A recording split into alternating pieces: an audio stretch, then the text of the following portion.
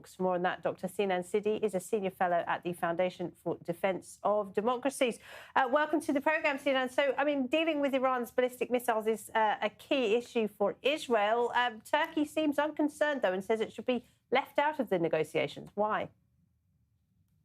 Yeah, I think Turkey is trying to play both sides. On the one hand, they would prefer, or this is their preferred outcome, to have a weakened regime remain in office and in power, simply because that will allow Turkey to focus on allowing Iran's proxies to continue agitating regional Israel through things like Hamas and what's left of Hezbollah.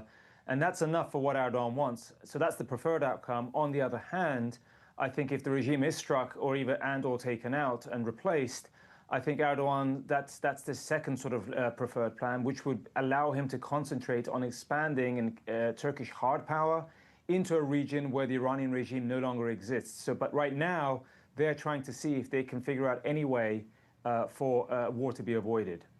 Well, we know that President Trump does respect President Erdogan. He does listen to him. Might the Turks be successful in convincing Trump not to take any military action? I mean, certainly they've been trying very, very hard. I mean, you know, we had an instance of the Turkish Foreign Ministry yesterday put up a post congratulating the regime for its National Day, which was obviously rebuked by a significant number of Iranians. So there's a fundamental inability or unwillingness to read the room on part of the Erdogan regime. And whether Trump listens to him or not is TBD. But we do know this. I mean, Erdogan has been trying through, himself directly, but also through his foreign minister, Fidan, as you pointed out, to really press hard to avoid any military action against Iran. And we've seen them, volunteer to host the talks, any sort of negotiations in Istanbul, which were unsuccessful up until now.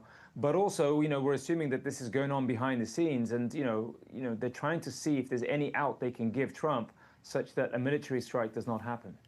Is this Turkey trying to fill Qatar's shoes and be the kind of global mediator playing both sides, speaking to everyone?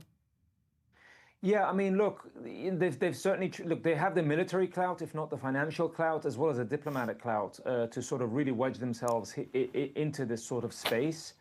But it also is a reflection on Turkey's own potential actions to essentially see if it can become not just the premier regional power, but, they're also looking into things like acquiring nuclear weapons themselves, given what's going on in the region. Erdogan's foreign minister was very sort of clear about this in the last 2 days when he was on camera on Turkish TV, suggesting that, Turkey might go this way.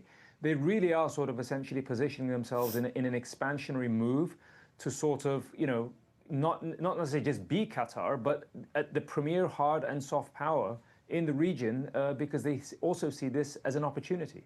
Dr. Sinan Ciddi at the FDD, thank you.